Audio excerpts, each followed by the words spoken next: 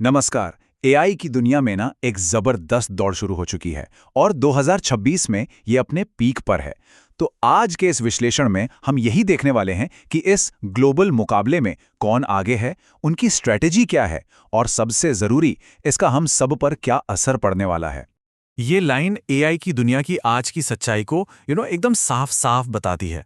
ये अब सिर्फ रिसर्च लैब तक की बात नहीं रह गई है, बल्कि एक ऐसी ग्लोबल रेस बन गई है जो हर दिन तेज और तेज होती जा रही है।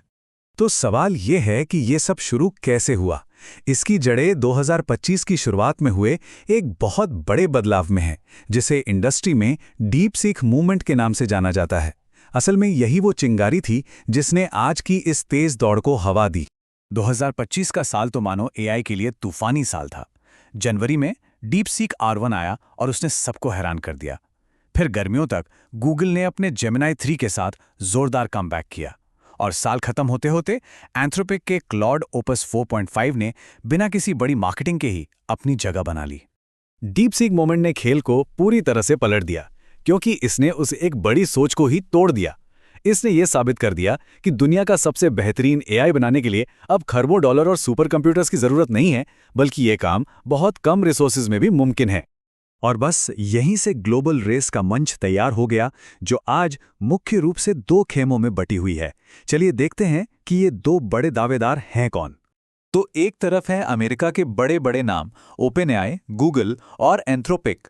इनकी स्ट्रैटेजी सिंपल है, पावरफुल क्लोज सोर्स मॉडल बनाओ और उन्हें प्रीमियम सर्विस की तरह बेचो। और दूसरी तरफ है चीन के नए खिलाड़ी जैसे डीप सीक और किमी मूनशॉट, जो बिल्कुल अलग रास्ता अपना रहे हैं। ये अपने मॉडल्स को ओपन वेट रख रहे हैं। तो ये ओपन वेट आखिर है क्या? देखिए, इसे आसान भाषा में समझें तो इसका मतलब है कि मॉडल के जो सीक्रेट पैरामीटर्स हैं वो पब्लिक के लिए अवेलेबल हैं। कोई भी उन्हें डाउनलोड कर सकता है, उनमें बदलाव कर सकता है और अपने सिस्टम पर चला सकता है। इससे एआई कुछ बड़ी कंपनियों के हाथ से निकलकर आम डेवलपर्स तक पहुंच जाता है। अब चीन की ये जो ओपन वेट स्ट्रैटेजी है ना, इसके पीछे कई गहरी वजह हैं। ये सिर्फ अमेरिकी कंपनियों की सिक्योरिटी से जुड़ी चिंताओं को दूर करने का तरीका नहीं है, बल्कि एक बहुत लंबी सोच का हिस्सा है। अपनी टेक्नोलॉजी को तेजी से दुनिया भर में फैलाकर और आसान लाइसेंस देकर वो एक बहुत बड़ा ग्लोबल यूजर बेस बना रहे हैं। असल में ये सिर्फ मार्केट शेयर की लड़ाई नहीं है, ये एआई डेवलपमेंट के लिए ग्लोबल स्टैंडर्ड तय करने की लड़ाई है। तो अगर आज की तारीख में देखें कि ये दौड़ कहाँ खड़ी है, ये चार्ट कहानी को काफी अच्छे से बताता है।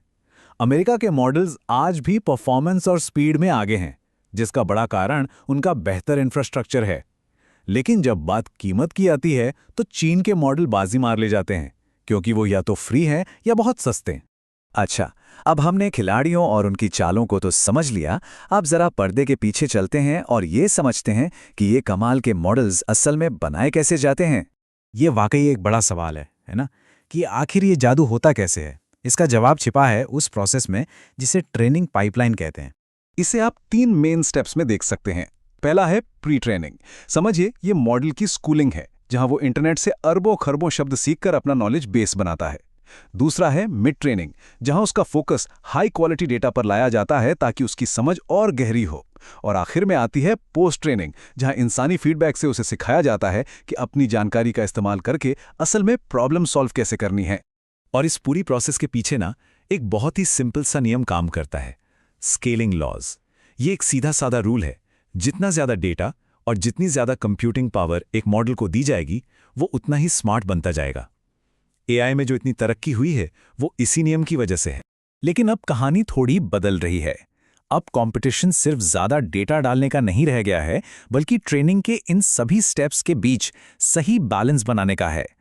असली लक्ष्य ये है कि मॉडल बनाने की लागत और उसे इस्तेमाल करने की लागत के बीच ऐसा संतुलन बनाया जाए जिससे कम खर्च में ज्यादा से ज्यादा स्मार्ट जवाब मिल सकें।